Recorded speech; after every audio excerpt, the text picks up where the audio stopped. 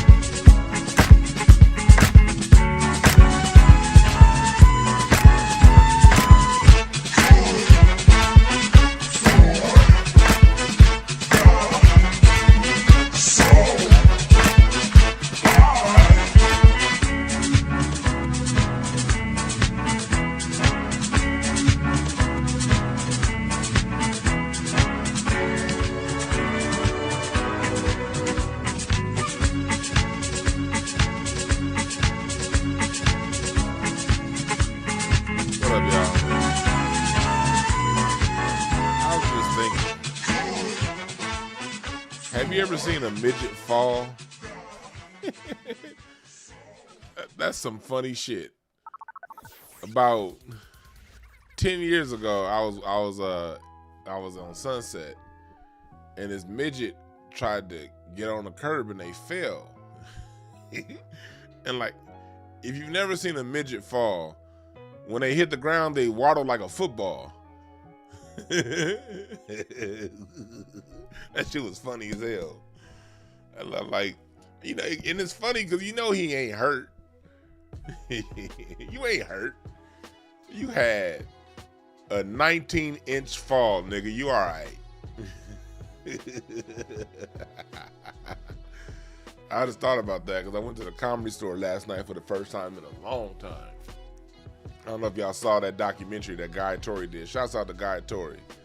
That's my dude right there. Like that I'm gonna do a breakdown of that Comedy Store the Fat Tuesdays documentary pretty soon with Guy Torrey. But I thought because it was after one of those Tuesday nights. By then it was a different person that was promoting the night, but that's where the midget fell. And so when I walked past that part of the Sunset Boulevard in front of the Comedy Store, I thought about that midget falling, and that was some of the funniest shit. Can midgets even get hurt when they fall? Like, can midgets sprain their ankles? I don't know. Do y'all know? Can midget? That's a good question to ask. I mean, I might do some research on that. Ever sprained his ankle? Well, maybe the weight of their heads could be enough to. But I'm thinking, like, if a midget just kind of rolls his ankle, he got that 2-inch fall and he there. And so, you know, it can't hurt that bad. Like a midget's head size wouldn't allow them to keep their balance if they rolled their ankles, and they would just fall.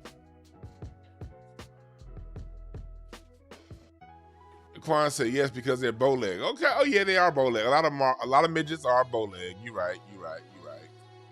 They are bow leg, but yeah, it ain't no real weight on it. Ain't no real proportions. And like, oh, but here's the hard part. This is where the midgets may get fucked up. They got short arms, so they ain't really got nothing to break that little fall. Like their arms. Shit, they ain't boxing with God. Shit, their arms are too short to box with wasps. Nigga, you can't. You got flies all in your face because your arms are too short to knock them out. Nah, I'm wrong. Yeah, I just had this fascination with midgets. I heard there was like a midget town not too far, like near San Dimas in the mountains, just outside of LA. I heard it's like a little midget town. It's over like by Raging Waters. I want to go up there one day. I want to see what a midget urinal looks like. Like, do midgets have like that? Their urinal, a midget urinal has to just drop all the way to the floor. There's no way you're gonna make a urinal that's 6 inches off the ground. Yeah, I think midget urinals are those ones that can drop all the way to the floor. And they got a Lucky Charms logo in the back as a target. A 4-leaf clover.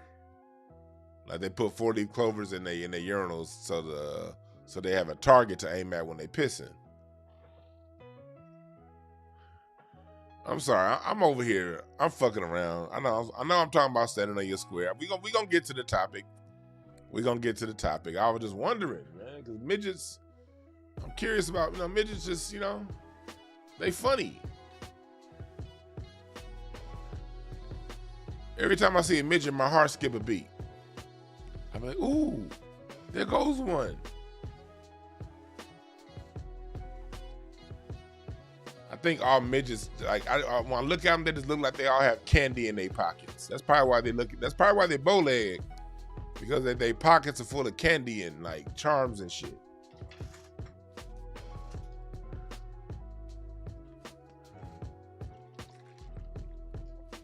I don't know, man. If you're a midget out there, salute to you. This is equality talk. We talking equality. We treat all humans the same. Everybody can get it. Midgets, tall people, short people. Cause me personally, I'm 6'2". So in my eyes, really, Any dude under 5'10" is a little nigga to me. If you 5'9" or shorter, you're a little nigga to me. Like 5'9" to 5'3", that's all the same shit to me. And then when you get like 5'1" and under, now you a midget. Now, that's why I don't call, but as you know, you a little person.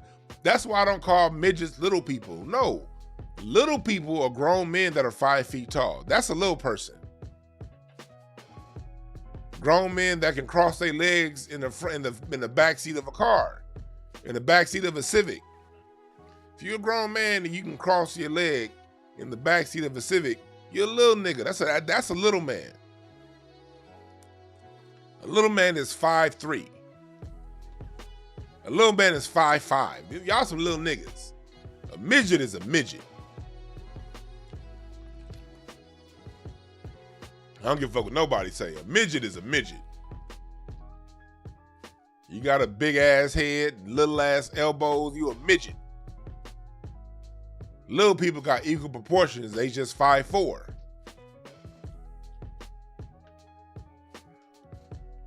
But I don't talk shit to them 5'4" little niggas in their face though, man. Cause the little 5'4" little niggas is dangerous. Those is the most bout it, ready to fight ass niggas on earth. If you see a 5'3" nigga, just say hi and keep walking. Them little niggas be ready to throw uppercuts at a moment's notice.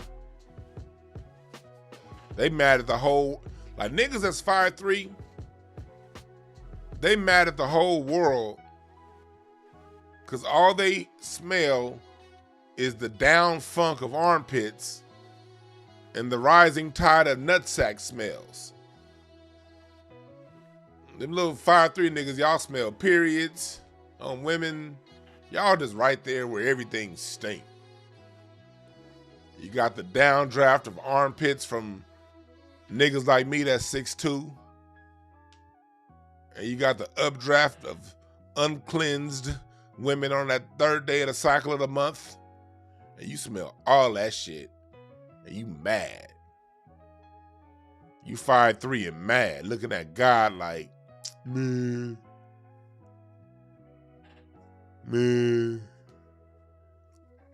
Yeah, Napoleon syndrome. Hey, what's up, Dukes in the chat room? That's my nigga Dukes from Westchester High School. I went to high school with that nigga. That's my dog. Dukes, no. Dukes, how tall are you, Duke? 6'3", 6'4", something like that? 6'1"? I know you in the sixes. Yeah.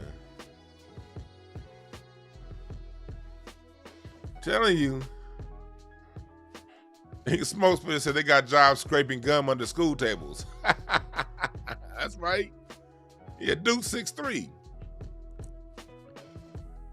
Man, shit. Midgets. Y'all just be mad, dog. Little dudes be mad. That's why I don't fuck with them. They gotta smell bad body odor all day. They got women in heels looking down on them. I can't have a woman look down on me. I'm sorry. Like, I get it, little niggas. I do not like women looking down on me. Hell, I don't even sit down when women are around. I was at a comedy club last night, and I was just sitting down. Then I was talking to a fellow comic, and she was standing over me. I was like, man, I gotta stand up, man. I ain't about to have no woman looking down on me. Nah, that's not happening. Women don't look down on DwannBrown. That's no. But if you 5'3", 5'2", you ain't got no choice.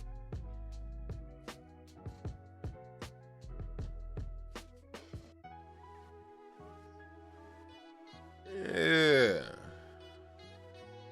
But yeah, we here.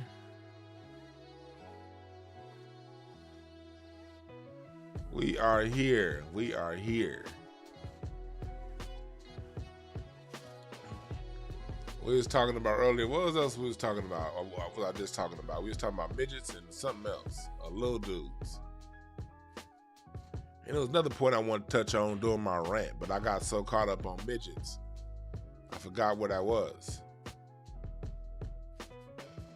But anyway, that means that message is going to be for another day.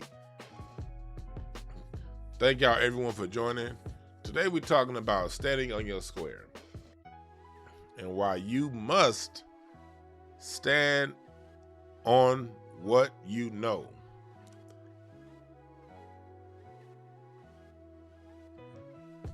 Stand for yourself. I didn't say stand for your beliefs. Stand for what you know. Or what you have a fairly, I can't even say no, because we never know all of anything. But stand on what you can prove and your point of view. And at the same time, you're standing on your point of view and what you see it. Always be open to more knowledge and more understanding, and be willing to be flexible. I know that shit sounds like, that nigga, that's DwannBrown, it's oxymoronic. Yes, it is. Because we got to remember that life is paradox. Life is full of paradox. Paradox means yes and no at the same time. And you got to be wise when you know these things. First off, hit the like button. Hit the subscribe button. We're going to go a little deep when it comes to communicating with yourself and the world around you today. So I want y'all to listen in. We're going to talk about this, standing on your square, because we're going to really break this all the way down. All right? First off, what is your square? What is it, that thing you're standing on? Are you standing on something that you were told by someone else?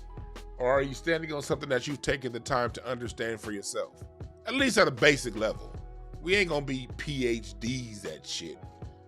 But we can all get a 3rd, 4th grade education on the things that we stand on. You know? Because oftentimes people say they stand on their beliefs. And beliefs ain't nothing to stand on. I believe. That's where wars get fought, over religions and shit, over beliefs.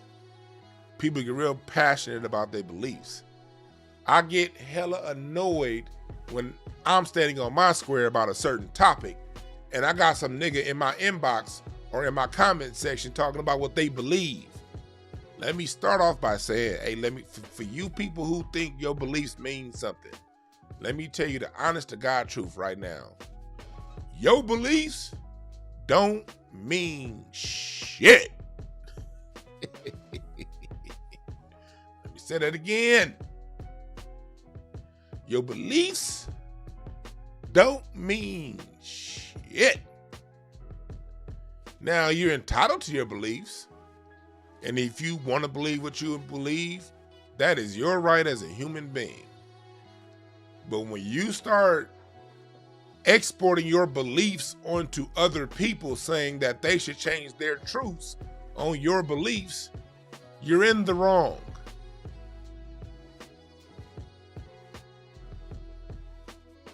You're in the wrong. You see this shit all the time. People are trying to go at you. You guys, you saying something, you be one. I know most of the people in this chat room will be one. You'll talk about issues going on, racism. You'll talk about what you see. And you'll have a fairly educated point of view on that. You'll be like, nah, this is systematic racism. Because when you see here, when you're comparing a black person getting killed by the police, people we pay taxes to black people who got in a dispute over a dice game, killing each other, you're in the wrong. Because the system's going to get justice for those two, but they don't get justice for police officers who have people with their hands up saying don't shoot, and they still get shot. And you're coming at them from all these points of views, talking about what actually happened, what really happened, what you can show, what you can prove, what's on video, what's being recorded. And they're coming back at you with, man, I don't know what you talking, man, because I don't believe there's no racism, man. I believe black people just need to do better, man. And I believe Michael Brown shouldn't have been walking in the middle of the streets, and I believe. Oh, I believe I can fly ass niggas. Fuck y'all. Your beliefs, that's what I mean by your beliefs don't mean shit. They don't. You talking about what you believe,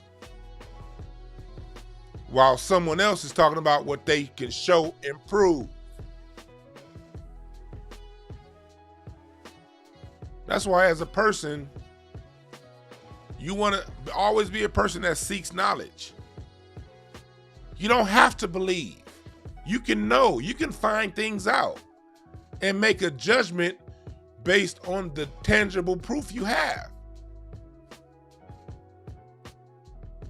And then for everything else, just say, I don't know.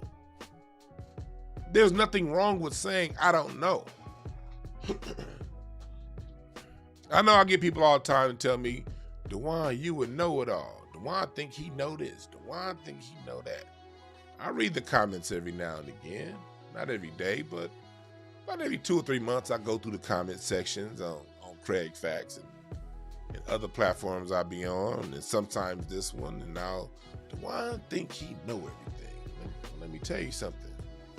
First off, if that bothers you, ask yourself what insecurity within you makes it bothersome that someone takes time to know what he's talking about. Is it because you don't? Is that why you feel insecure? I don't know. You tell me. But second of all, when it comes to standing on your square, only talk about the things that you have a fair understanding of. If you have a fair understanding of something, then speak on it. And the areas you don't have a fair understanding of, don't.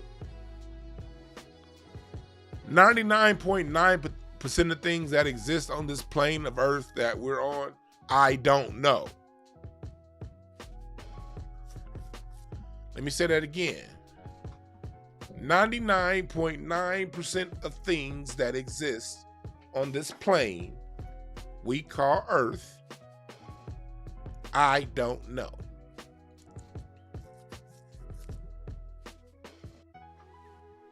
The few things that exist on this plane we call Earth that intrigue me, you know what I do? I find out more about it. That's the secret. If I hear something that piques my interest, I Google, I look up YouTube videos, I buy books, and I take the time to figure out more about that thing that interests me. And when it comes time to speak on that, I speak confidently and stand on it because I know I took the time to get more than a surface level understanding of what I see. I'm not saying I know everything about it, but the things that do interest me, I take my free time that other people spend doing other things. I use that time to find out more about the things that interest me. It's that simple. It really is. Another thing for me, I'm blessed with, and this is God right here. I'm blessed with a good memory. That's all God right there. Because, that's just one of my, we all have our things that we're good at. Some people are good at this, some people are good at that. My thing is memorizing and cataloging. So when I was in school growing up, I was a C student. 2.55 was my GPA, middle school, high school. And then when I got to college, my GPA, I graduated with an exact 2.0 GPA. Just enough. Boy, if I didn't take that extra credit class, I'd have been on academic probation and would not have been able to graduate. But I took this extra credit class my second to last semester. That was a guaranteed A. And that pushed me above it to a 2.0 to get my degree. So it's like, for me, my memory is a blessing and a curse. My memory doesn't work well for school. School wants you to memorize useless facts and write them down on a Scantron, A, B, C, or D. My memory remembers the story that was told to me. And within remembering the story, I remember certain important details. So I have a talent of being able to recall conversations or lectures I was in college or even in high school 25 years ago. I can recall a college lecture from the year 2000 like that when it gets to a certain topic, especially if I spent additional time doing research on whatever they told me. So I just have the ability to recall. And fellas, I'm gonna speak to the fellas right here. You do too. A lot of you niggas got this ability, but you ain't using it right. We as black people, we be having these abilities, but we use it misguided. If you can remember statistics from your favorite players, you can do this too. Let me say that again. If you can remember statistics, game facts, who beat who in the playoffs, you can do this too. Let me tell you how I know, because that was me. That was me.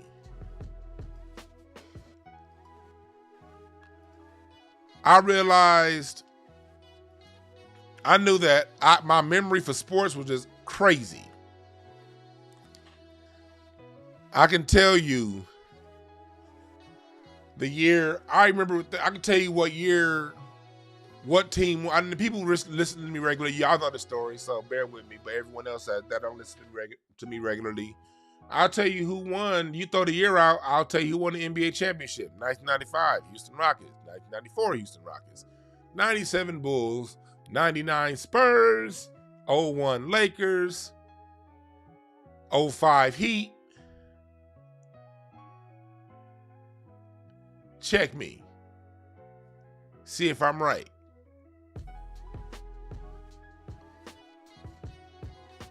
'03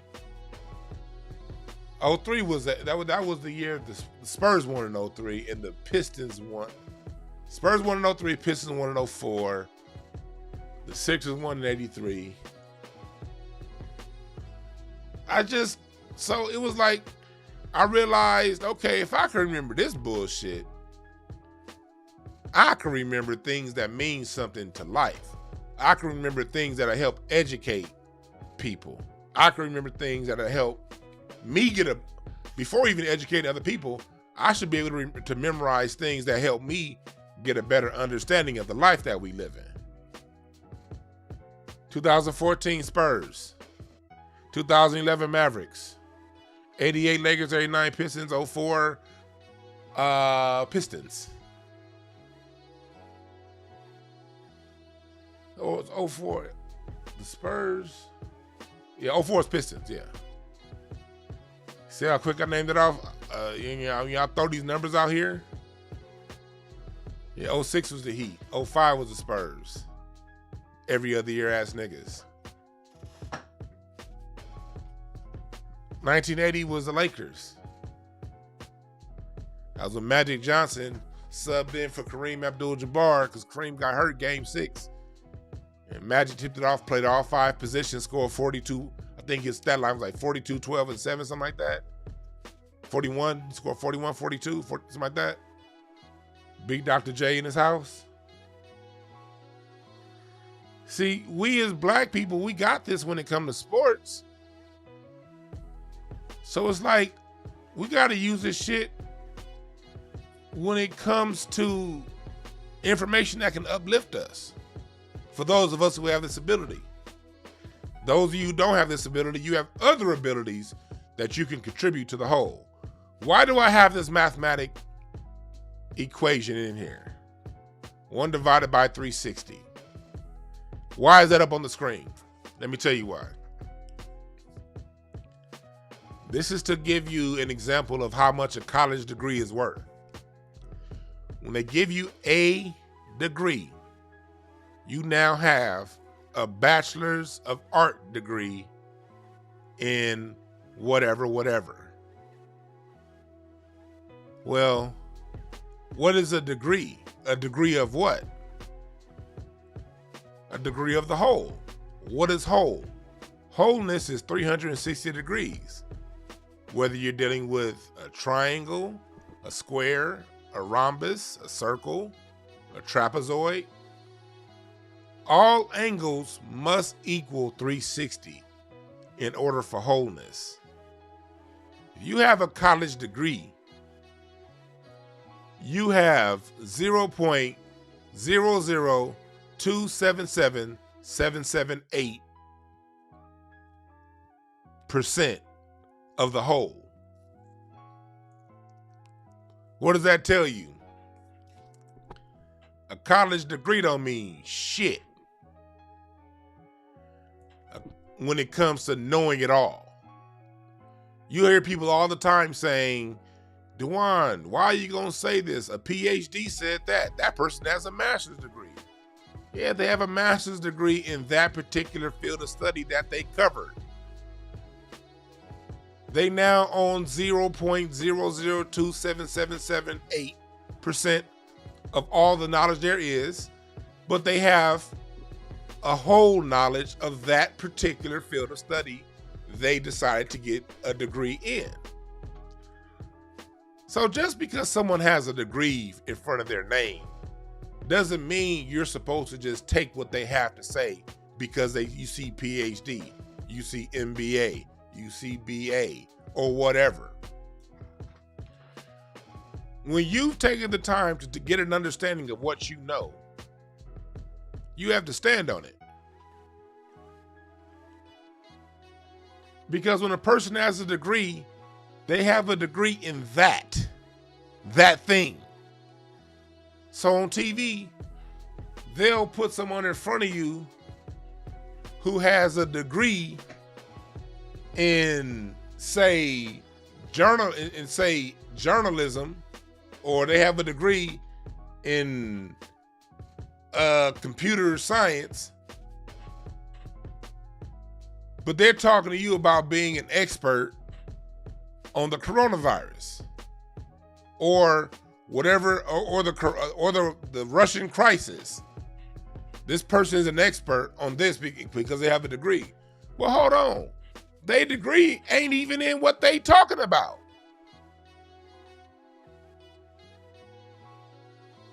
This person don't have a degree in Russia and Ukraine history and a history of violence. They have a degree in they got a degree in English.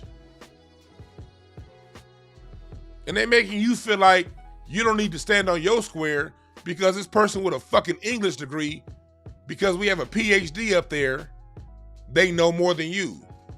No, nigga. They know more than me in that particular thing that they study. I mean, they know more than me.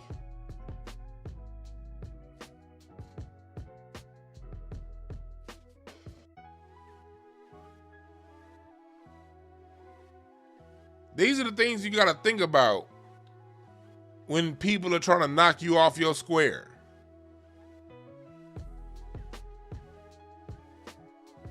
You got to know what you know.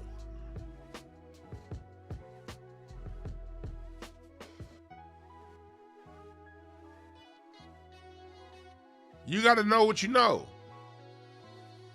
And whatever you have an interest in, take time to get a deeper understanding of whatever that is.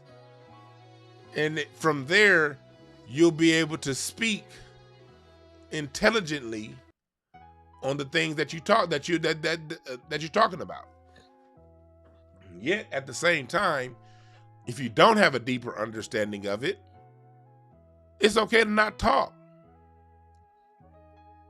Intelligence is also knowing when to shut the fuck up.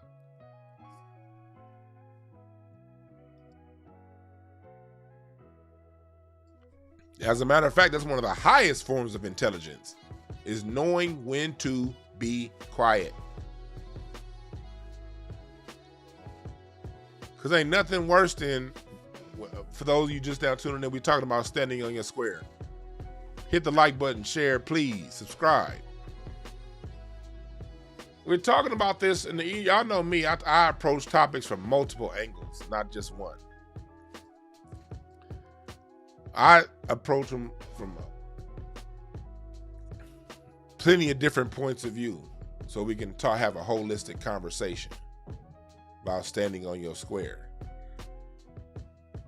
When someone comes in the room and they obviously know more than you know on a particular subject, that's when you stand on your square and shut the fuck up and listen. Listen to them talk. Pick up the information, pick up the game, ask questions. Don't be running your mouth all the goddamn time. Ask questions. Part of being the person that can stand on your square with the things that you know and understand is that when you're around someone that can give you information that's a greater understanding than what you possess, you shut up and you listen.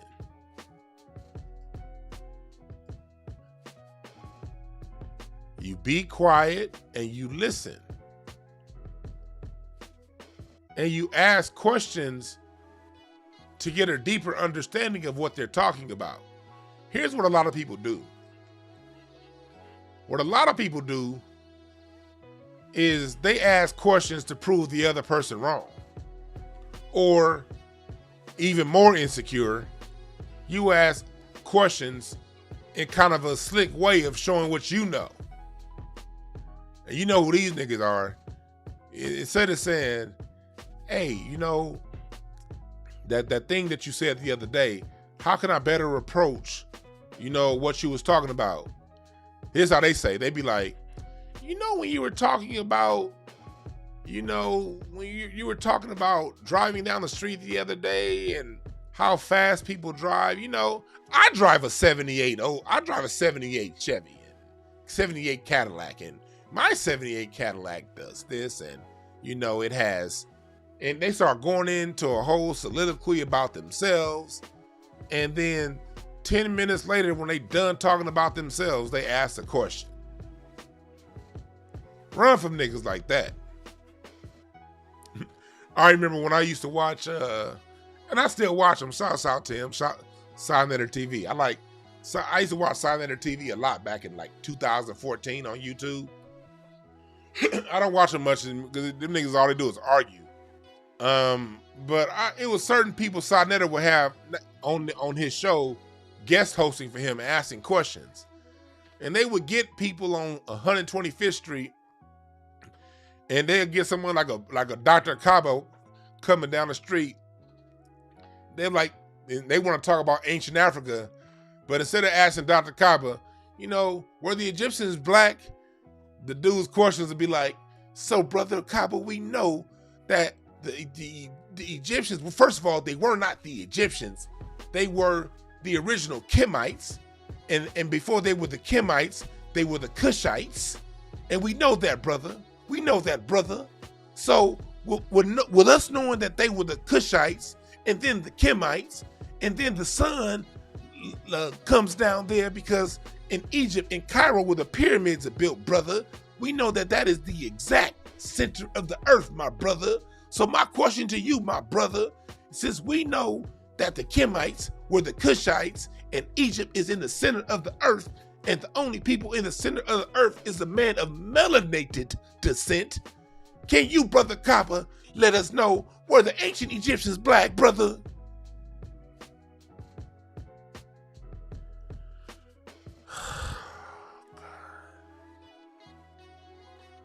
Niggas that ask questions like that are insecure than a motherfucker. Do never let a nigga that asks questions like that teach you anything. Never let a nigga that asks questions like that teach you anything. Well, matter of fact, do let them teach you. Let them teach you how not to do that bullshit. Learn that lesson. Learn that lesson.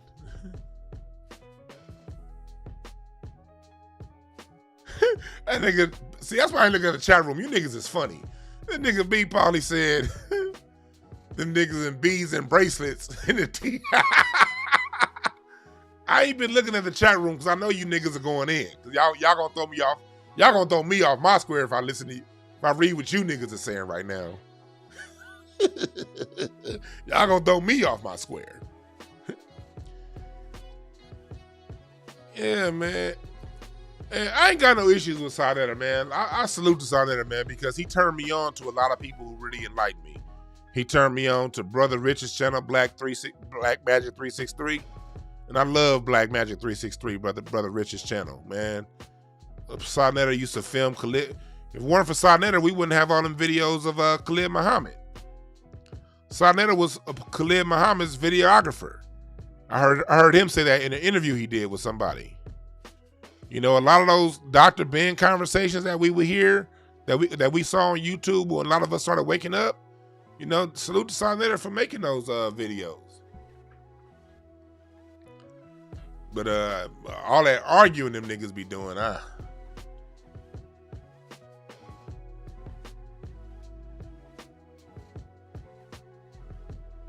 Man, them niggas be arguing, boy. But back to what we talking about, standing on your square. Make sure you're the person that's asking intelligent questions that's going to further your understanding of whatever it is you're seeking knowledge of. And when you develop these habits, when it's time for you to speak, when you get these other people who just talking about what they believe, that's when you stand on your square.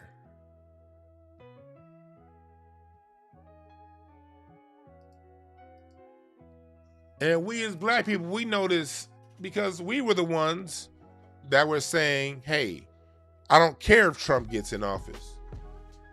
We need our reparations. What happened? You was a Trump supporter. How you going? Anybody but Trump. What did we do? We stood on our square. Why did we stand on our square? We were the first in listening to an educated black media for the first time, and salute to everyone in the new black media. Y'all know everyone's names. Tariq, Brother Jason Black, Professor Black Truth, these cats, Brother Ronald Hurd, and all of his Judge Joe Brown and Dick Gregory interviews. Brother Ron Hurd don't get enough credit. Ron Hurd does not get enough credit. We all BTV. He does not get the credit he deserves in the new black media. Because it was him that really brought Dick Gregory and Judge Joe Brown to the forefront on the internet. We all enjoyed those Dick Gregory interviews. And Brother Ron would always ask good questions to Dick Gregory and then jump out the way and let Brother Dick Gregory go. Same with Judge Joe Brown. Brother Ronald wasn't one of them people asking him long-ass questions. So, Dick Gregory, my brother, you said that it's a government conspiracy. First of all, Dick Gregory wouldn't allow that long-ass question to go on. Second, Brother Ron would just ask the question and let Dick Gregory go. And we all learned so much those last 10 years of Dick Gregory's life because of people like Brother Ronald Hurd. Yeah, Dick Gregory used to cuss him out. What kind of fool are you? You got the magic glasses on. You gonna ask me a question like that? All these things going on with black people, you gonna ask me that? Huh? Well, Ronald Hurd got cussed out 16,000 times a video.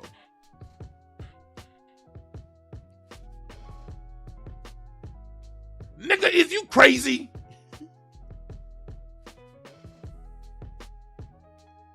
Yeah, Neely Fuller. We get the chance to listen to, and you hear some of them dumbass questions people be asking Neely Fuller. Man. But because we were listening to Dick Gregory and people like that in 2012, 2014, By the time Trump came around, black people, those people who were at the forefront of what? Getting more information. At this time, Hidden Colors had come out. It was a rebirth of Dr. Claude Anderson. I remember seeing my mom taking me to see Dr. Claude Anderson when he came to my church back in like 1994. I've been doing it, but I had forgotten about Claude Anderson. He had come around our church a few times in 93, 94, 96. And then I had, for the most part, forgotten about Dr. Claude Anderson and what he taught. Because, hell, by then, I had gone to college. And I didn't know, and I didn't think about Claude Anderson. But when Hidden Colors came out and Dr. Claude Anderson was on there, it made me remember, oh, that was a dude that used to come to my church when I was 13, when I was 12. I remember I liked this dude back then, but it was no internet to follow up.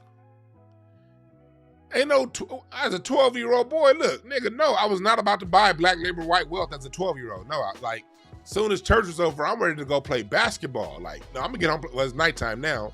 I'm gonna play video games. Nigga, and if it's day church, nigga, I'm ready to go play basketball at the church. So, of course, as a 12, 13-year-old, I didn't buy Black Labor White Wealth back then. I had forgotten about him. I remember seeing Dr. Francis Grace Welsing on Donahue when I was 10, 11 years old, seeing this strong black woman sit there with her afro and take on all them white people in the audience. But it wasn't no internet or no DVRs to record shit back then. Once the episode was over, it was over. I remember seeing Khalid Muhammad take on Sally Jesse Raphael back when I was a kid in the room with my grandmama. But all that stuff, we had forgotten about all that shit in the 2000s. Let's just tell the truth. In the 2000s, niggas was partying. Niggas was having a good time. Even the black first consciousness people, unless you had that in your home, which most of us didn't. And even a lot of people who did have it in their home. When you and your, man, you partying. But then Hidden Colors dropped, and then Trayvon Martin happened. And then when Trayvon Martin happened, niggas just, you saw a change, a slow change in how the collective consciousness of black America was thinking. Then you get the re-election of President Obama and you see nothing's happening. All during Obama's second term, black people are starting to ask questions because what? We have an internet now. We got YouTube with people saying certain things. We on Facebook now, and niggas in LA are now saying that niggas in Ohio are going through the same shit as niggas in Chicago, going through the same shit as niggas in Baltimore, Atlanta, Houston, Seattle, all around the country, all around the world, same song.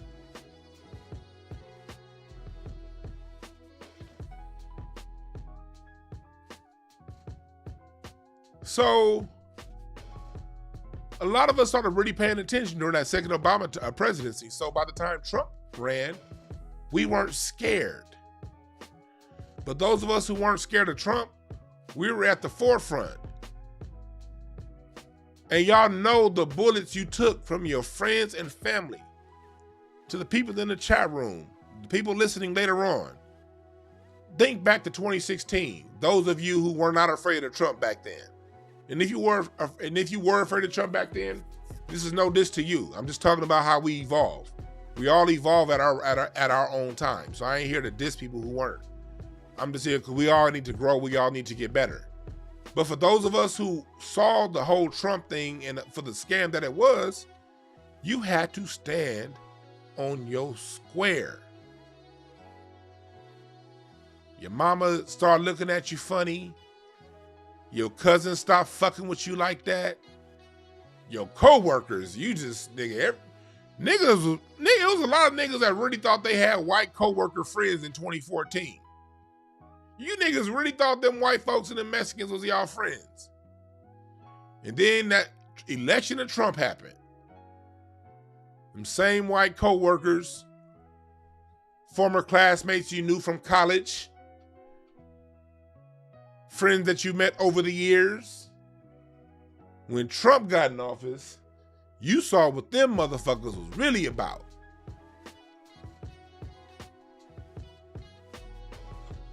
But what did you do?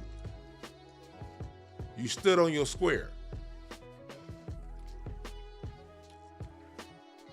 the election of Trump, it was extremely unpopular to not be against Trump. It was extremely unpopular.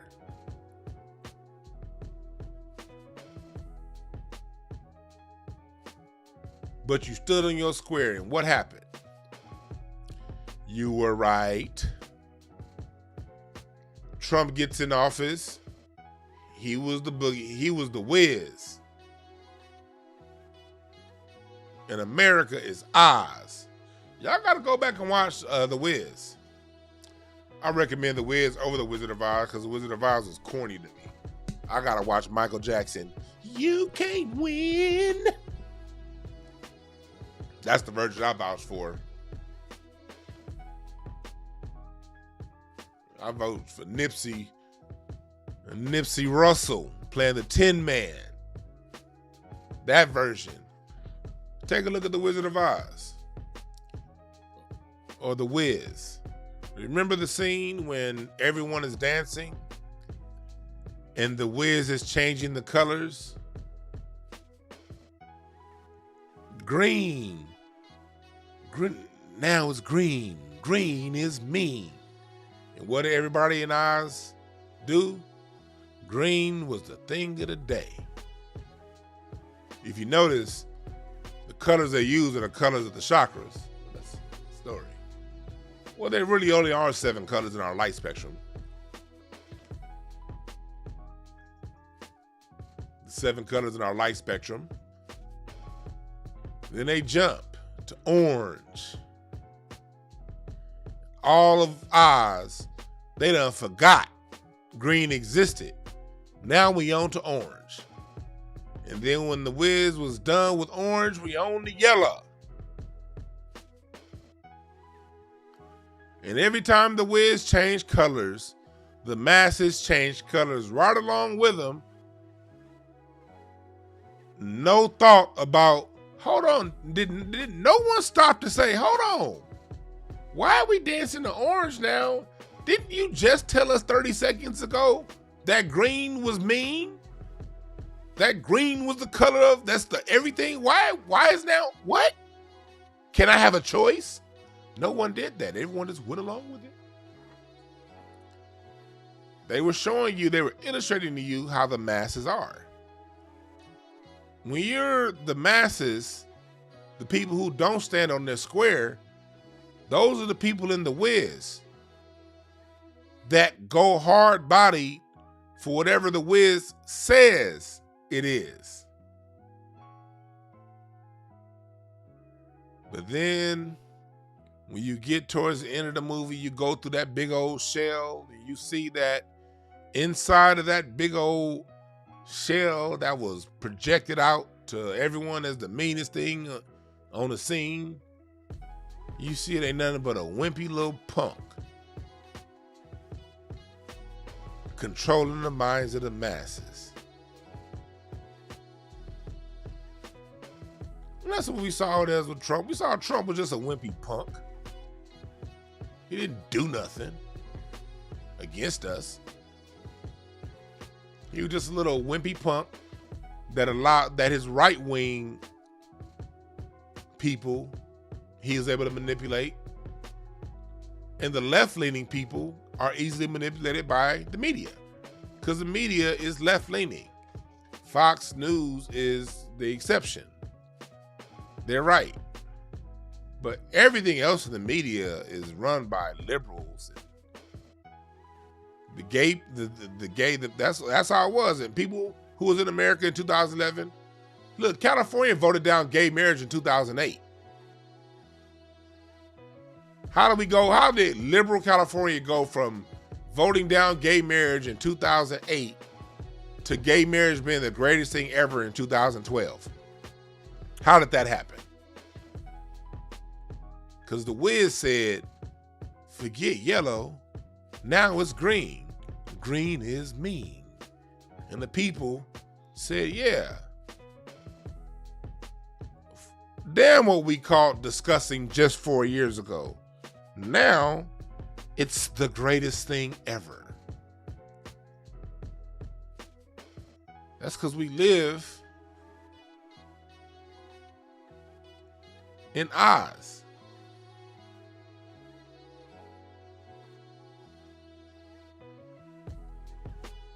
The Wiz is very deep. The yellow brick road. Yellow is your center chakra. Starting from the top, got your white, your indigo, your purple, and if I'm off the top of my head, so if I'm wrong, don't trip. And then your neck chakra is blue, your throat chakra, your heart chakra is green, and then the chakra to your solar plexus is yellow. That's why you have to follow the yellow brick road. That's the connection from your lower self to your higher self. Your lower chakras being the red and the orange. That's why when you look at things, you gotta look at the colors out there. You follow the yellow brick road from your lower chakras to your higher chakras. And when you connect your lower self to your higher self, that's when you reach complete wholeness. That's what the Wizard of Oz is telling you overall. And they're illustrating that journey along the path of the yellow brick road. You deal with fear and the cowardly lion. You deal with insecurity and the Tin Man. Those are your emotions you're dealing with. Every person that Dorothy interacts with in that movie is dealing with a certain level of your emotions. And in order for you to connect your lower self to your higher self, you have to handle all your bullshit from within. And they're telling you that the world around you is just an illusion. When she clicks her heels, when those red heels, red is back down to your root chakra. She clicks those red heels, she the one with the, yeah, that's one with the red. There's no place like home. And she goes back home. That's their illustration of saying all these things outside of you ain't shit. Home is from within.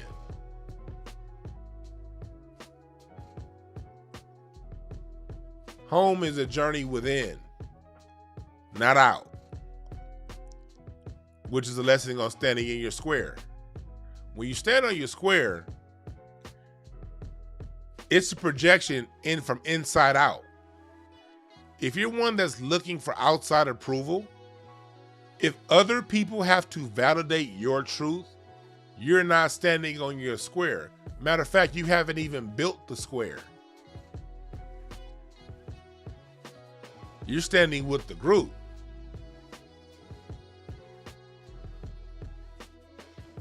And the group is the Oz. From yellow to green.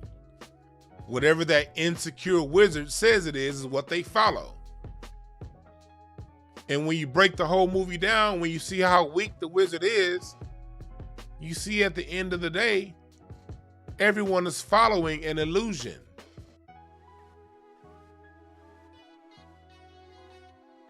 The Wicked Witch of the West was dealing with fear. Fear is the main thing that keeps us from reaching our highest self. Fear is what stops people from standing on their square. Fear. Fear. Because you're scared to be on your own. You're scared people may not like you. You're scared whatever you're thinking is going to rub someone else the own way. Those are just projections of insecurity. That's fear. And too many of us have it.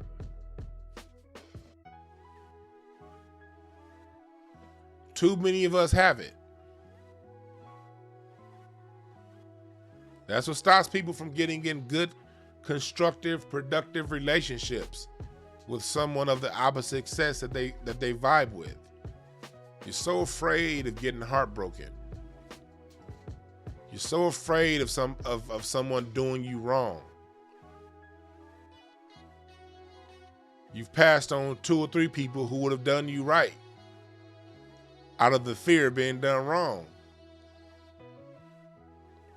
That's not standing on your square. Will people, is it a possibility that someone will do you wrong? Yes. That's why you got to know yourself from within and know that you're stronger than any obstacle you go through. In order to reach the deepest love you can find, you have to be willing to give it. You hear a lot of these so-called fake-ass relationship gurus talking about what other people need to do, how other people need to do this and other people need to do that to make me comfortable. Women have to do this to make men comfortable. Women gotta go yada da da da. Women gotta look like yada da da da da da da da da. Men, you gotta make da da da da do da do boom boom boom boom bam. Men, you have to do doom doom doom da. Whatever it is, whole time missing the point. You gotta get totally on your square from within. Of course, a relationship is going to suck if you got just a whole bunch, if it's just filled with insecurity and fear. If fear is how you enter your relationships with other people, who wants to go to bed every night scared? Of course, I'd rather be single than go to bed every night with fear on my mind, fear of what someone else may be doing. That's a sign that you're not on your square. I'm not saying you won't be afraid. Fear is definitely a necessary tool. But when you stand on your fear, when you stand on your square, you learn how to utilize the fear. Get quiet and find out what that fear is trying to tell you. Because when fear comes, it's a message behind it. You can only decode the message when you're square within yourself. If not, that fear is going to fucking rule you and it's going to ruin your relationships. It's going to ruin your interactions with the world around you. And the more ruined those interactions become, the more fear you're going to continue to develop.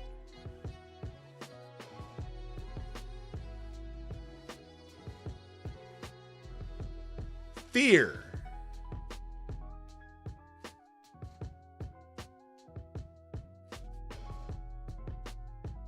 You can't let fear rule you.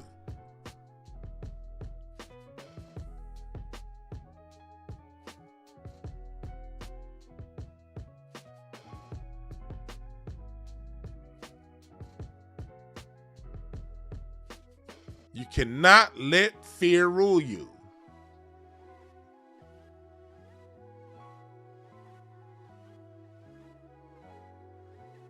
Cookmania in the chat room, he talking that shit.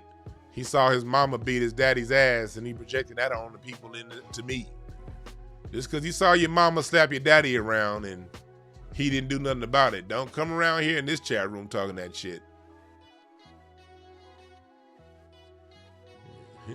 Just because you saw your mama cheat on your daddy with the pastor at church. Don't bring that bullshit up in here. And you sat there and watched too.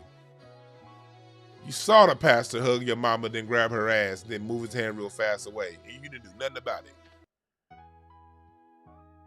And then you saw your mama come home and slap your dad for asking questions.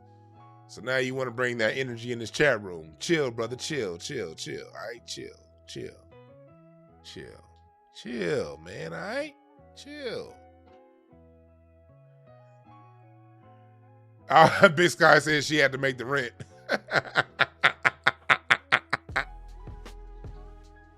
Yeah, chill in the chat room, chill. I got better jokes than you, I promise. Vernon says she probably cheated with Andrew Caldwell. I've been delivered.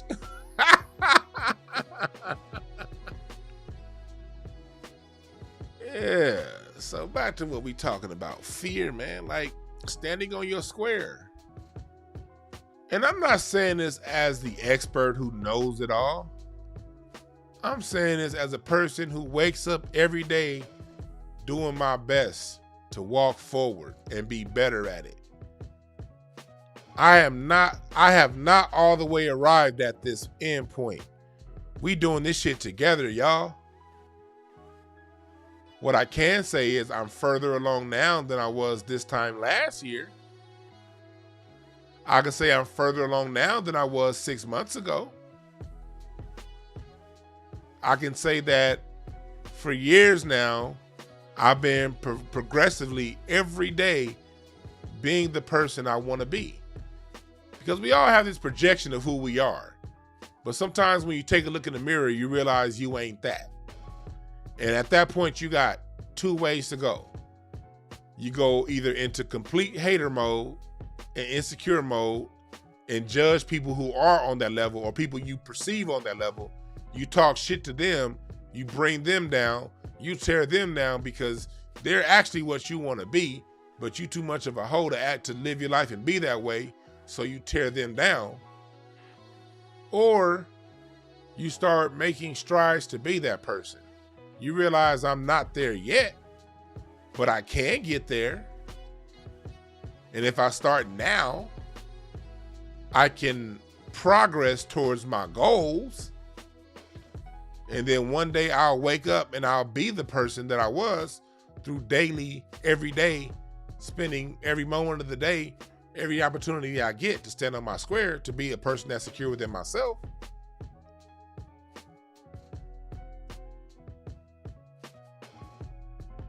Damn, $dollars. You said you set a reminder and they still shadow ban me? Man, that's what they do. That's what they do. That's what they do.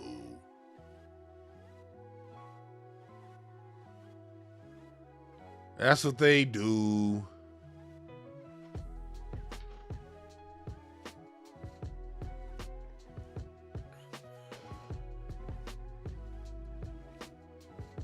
But that's how it works.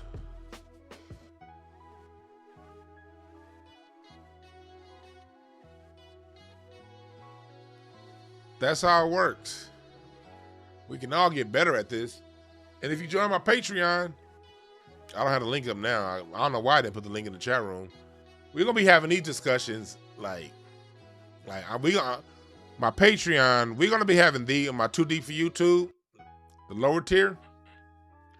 We're gonna be having these discussions, and we're gonna do it like interactive style, to where we're gonna have these conversations. I'm gonna let y'all talk, and we're gonna just really discuss this shit and really break a lot of this stuff down on the Too Deep for YouTube part of my Patreon.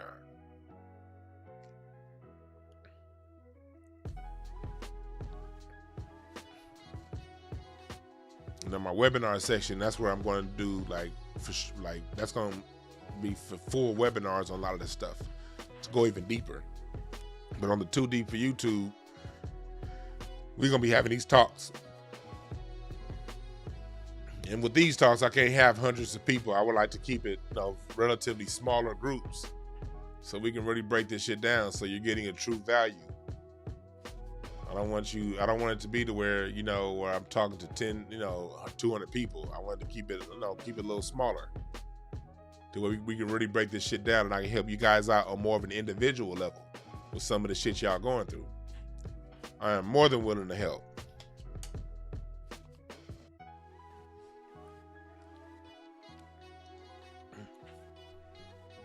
But nah, you didn't throw me off. We here.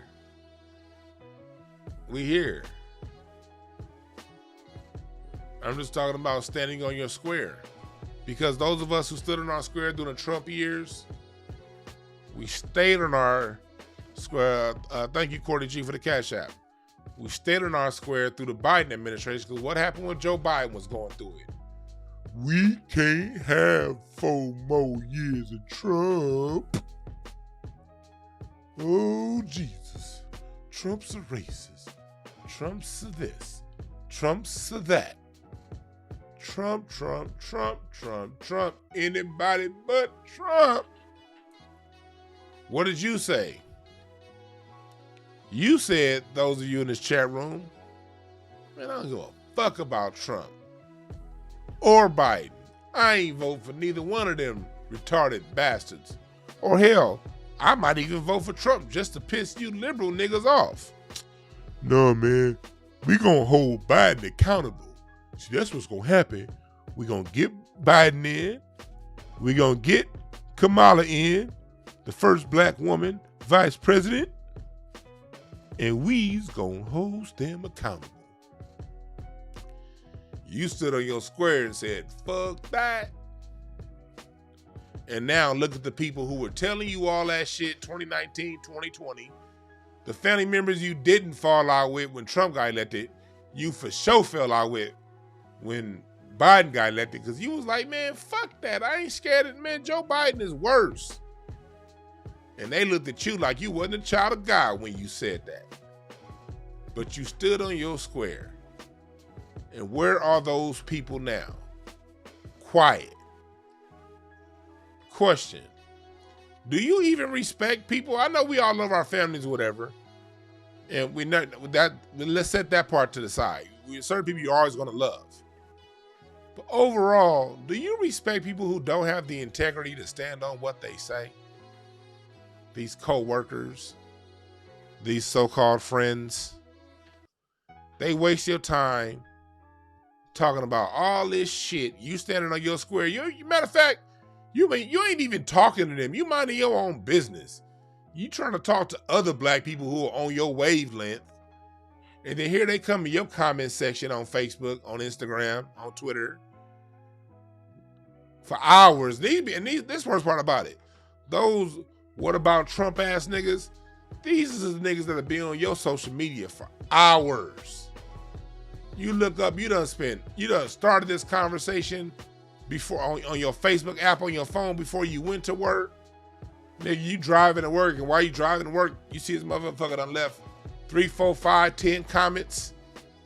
You get to work in the parking lot, you going back and forth with this motherfucker.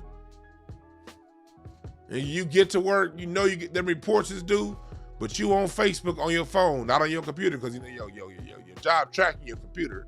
So you on Facebook on your phone, going back and forth with this fool over Biden being worse and how he's gonna fuck over black America.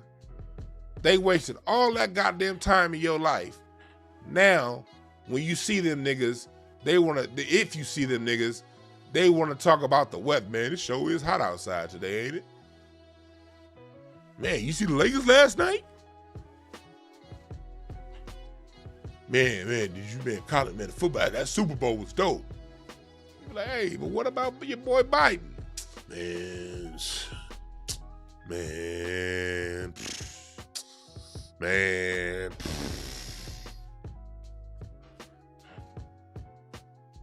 That's who you are when you're the kind of person that don't stand on your square. But you're the kind of person that don't stand on your square when you don't take time to get a deeper understanding of things, and you only take a surface level knowledge of things. You only read the headlines. You only read what people with blue checks on Twitter say. You only support who Jay-Z promotes. I'm telling y'all, Jay-Z and LeBron James, those are the Al Sharptons and the Jesse Jacksons of this generation. Whatever they say, you niggas just gonna follow.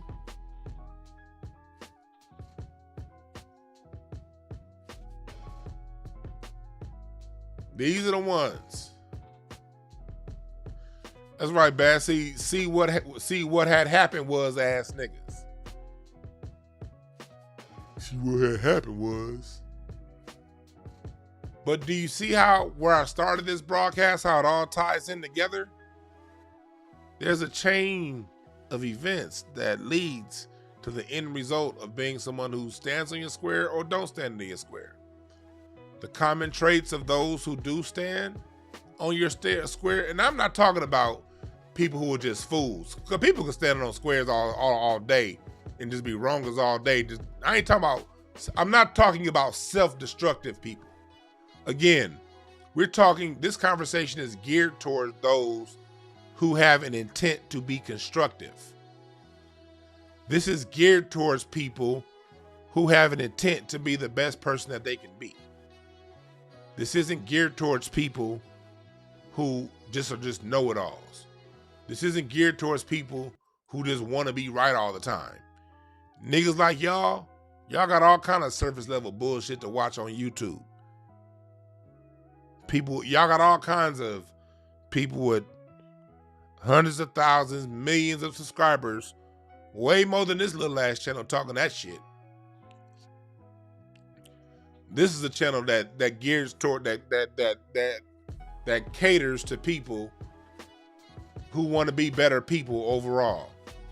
Because that's my mission as a person to be. And I talk and speak along my path of being the best person that I can be. Not a nigga that knows it all. Not a nigga that has it all solved. But a nigga that as I solve my problems, as I deal with issues, an extremely gifted ability to communicate how to get through those hurdles. Everything that I'm talking about is shit that I had to go through and learn from. I can't say I was like this when I was 20, 25, 30. And where I am now is not where I'll be next year or when I'm 50. We're constantly evolving. We're constantly growing. We're constantly trying to be the best people we can be. And if you're on that vibration, this is the channel for you. If you're on the vibration of just information porn, I want to let people know I want to show people I know more than them, and I'm still going to be a dickhole, this probably ain't the channel for you. We're speaking to the people who want to be the best people that they can possibly be. That's who I jive with. Those are the kind of people I connect with. Those are the kind of people that I am here to break bread with. Those of us who know we ain't shit, who know we imperfect, but we want to be better.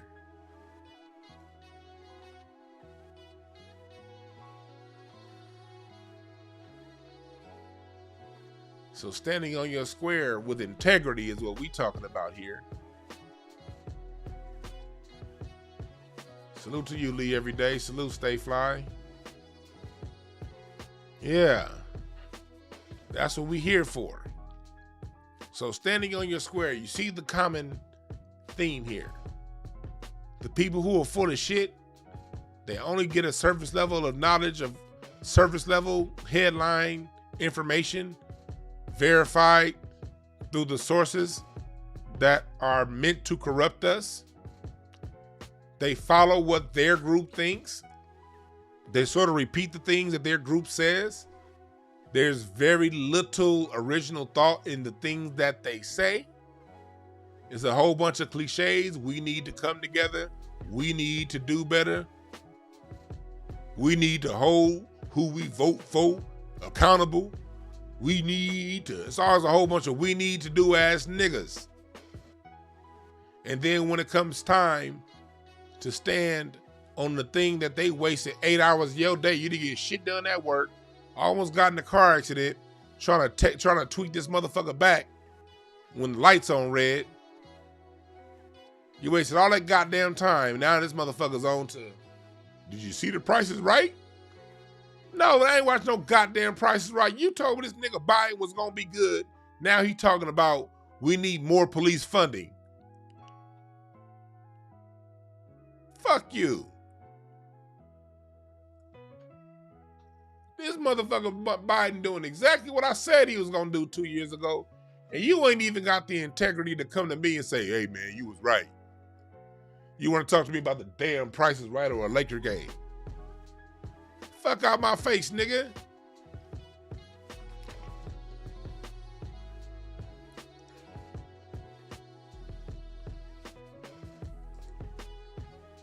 You wanna be the person that when you do decide to stand on your square, you have taken the time to get a deeper understanding of whatever that is you're standing on.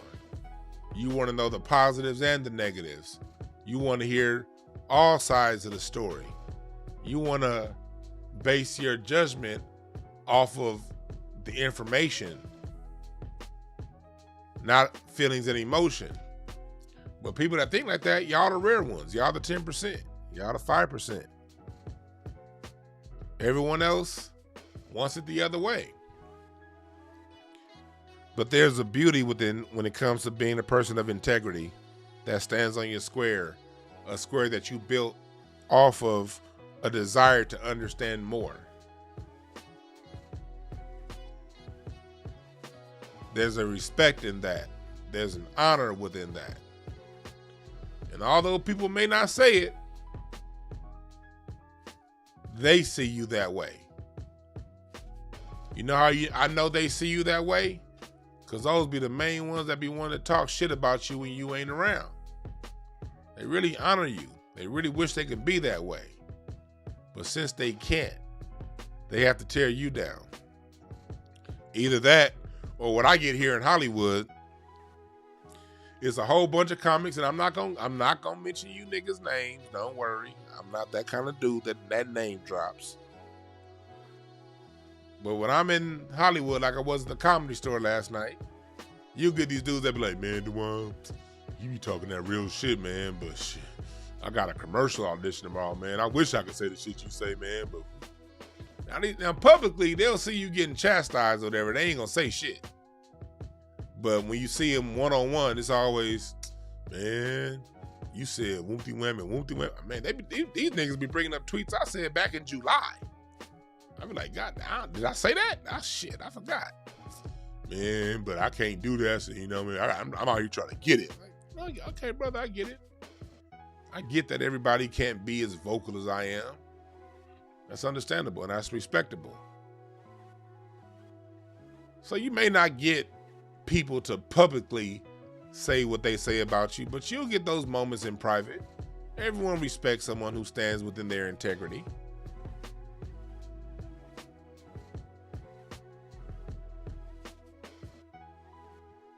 And you're right about that, Smoke Splitter. We just in year 1 of Biden. This motherfucker came out in the State of the Union speech and said, we don't need to defund the police. We need more funding of the police.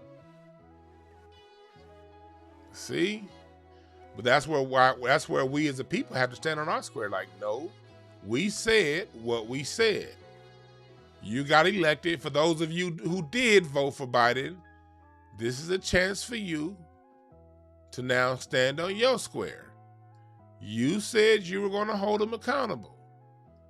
You said that he got a black vice president and he need black people to get in office. So since he need black people to get in office, he's going to do what the black people want to do. If you said that in 2020, now's the time to stand on your square and hold Biden accountable and say, hey, you did not do what we elected you to do. So I'm going to have to hold you accountable and not vote for you. And not only am I going to not vote for you, everyone that I told out to vote for him, I'm going to tell them I changed my mind. This is me holding him accountable. My way of holding Biden accountable is to, as hard as I fought to get him in office in 2020, I'm going to fight 3 times as hard to get him out of there. You can start your integrity game right now, is what I'm trying to say. Have the integrity to do what you said you were going to do if he didn't follow through. Start now. And also know this. Your salvation, my salvation, our salvation comes from within.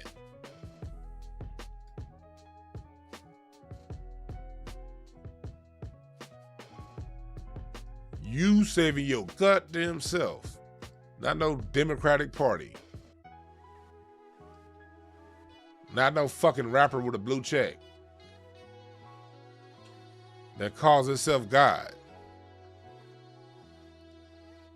You, nigga. That scares a lot of people because a lot of people really they feel they're not enough. And that's fine. That's fine.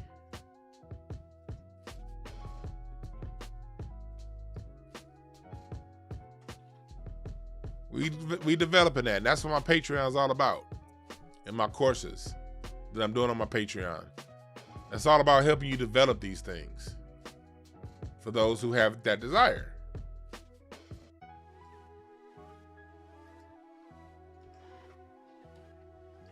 I'm about to take some calls. Before I open up the phone lines, we're going to play some music. And then I want to hear what y'all got to say. Y'all see the number? Give me 30 seconds. We're going to turn the phone lines on.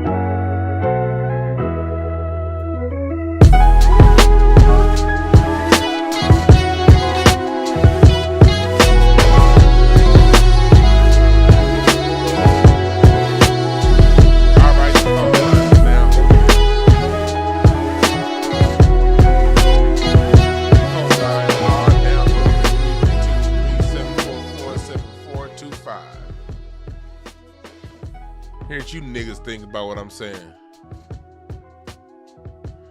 Oh, that's a good question, Dedication 666. Do black people have a problem taking in new information? Yes. Yes. Most people do. Cognitive dissonance. It's not just a black thing. It's really an American thing. Americans are dumb as fuck when it comes to learning something new. Americans overall, it's part of American culture to think we know every goddamn thing. But yeah, but do black people specifically have issues with taking in new information? Yes. Yes. Because people, when they take in new information, what that cognitive dissonance does is, when it shatters a foundational knowledge of them, it goes right into an insecurity. People see themselves as what they know and not who they are. So when you attack something that they think that they know, they take that as an attack on them as a person. I get this shit all the time. I'll tell someone what they said is stupid, especially on my basketball posts. Y'all be seeing my basketball posts on Instagram. I'll be talking shit when it comes to sports. 'Cause at the end of the day, it's just sports.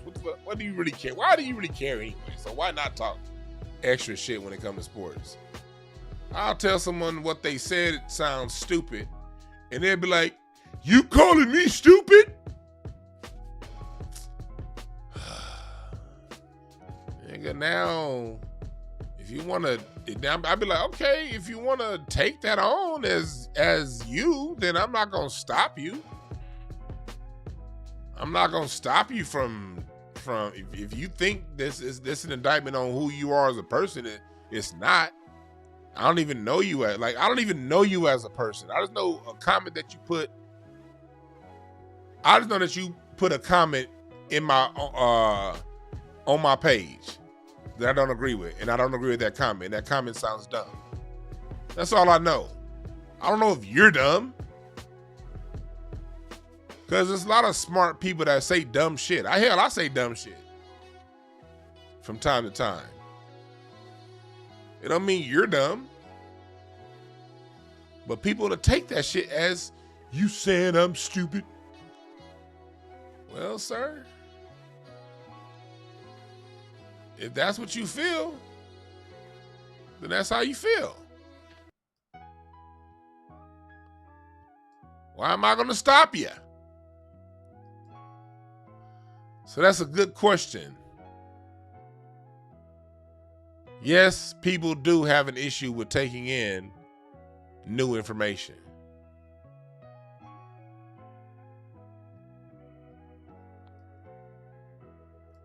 Yes, people do. If somebody don't call this motherfucker in the next 1 minute, I'm closing the phone lines down. I want to do an instance. There's not going to be any instance in Ashtray tonight. Going to go see the great Robert Glasper. So, and I won't do one tomorrow night either, because I have some shit to do. Well, I may do if I do an instance in Ashtray Saturday night, it'll be late. But most likely, instance in Ashtray is going to be Sunday night. Most likely, I'm going to do an instance in Ashtrays on Sunday night. Oh, and for those of you who watch Craig Facts, look out, we got an episode coming. It's going to be me and my dad and Craig and his dad. We all going to do a show together, a special show, a Craig Facts. I don't know when he's going to release it. I think we're going to do it tomorrow. I don't know when it's going to be released. But it's going to be Craig's dad and my dad. Me and Craig. We're going to try to get Dozy and his dad down too. And we're going to have an episode where you see black men talking to their black fathers about black shit. We doing all them things they say black people don't do this. Well, shit. Watch me work. Black people don't come together. All right, watch me work. Black people don't support each other. All right, watch me work. You're going to either be a part of that crying, bitching, and complaining crowd, or you can be part of the solution. You can be part of the solution to whatever these people are bitching about. Oh, shit, well, don't be that person. Every time I answer my phone, there's always people calling in after the show. Don't be that person calling in after the show.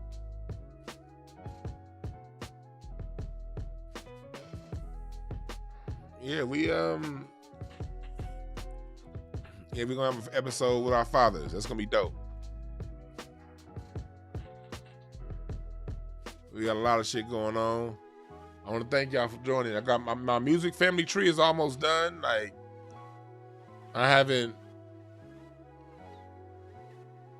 like, Joe Fox has made some dope ass artwork out of my tree, out of my music tree.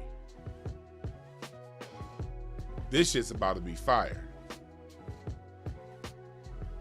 And when the music tree is done, we're gonna be doing a lot of talking, a lot of teaching on the history of black music, where it comes from and where it's extended to. I'm gonna show you how Afrobeat, even though I have it over here, comes out of West Coast funk. I'm gonna show you how EDM comes out of Chicago house.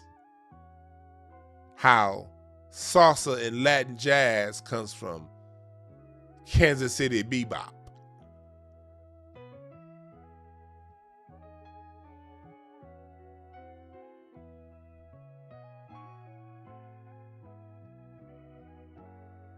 Well, I want to thank y'all for joining me again. Remember this: there are no perfect messengers, only perfect messages for those who are willing to pick up the game. Thank y'all for joining me again. I'm out.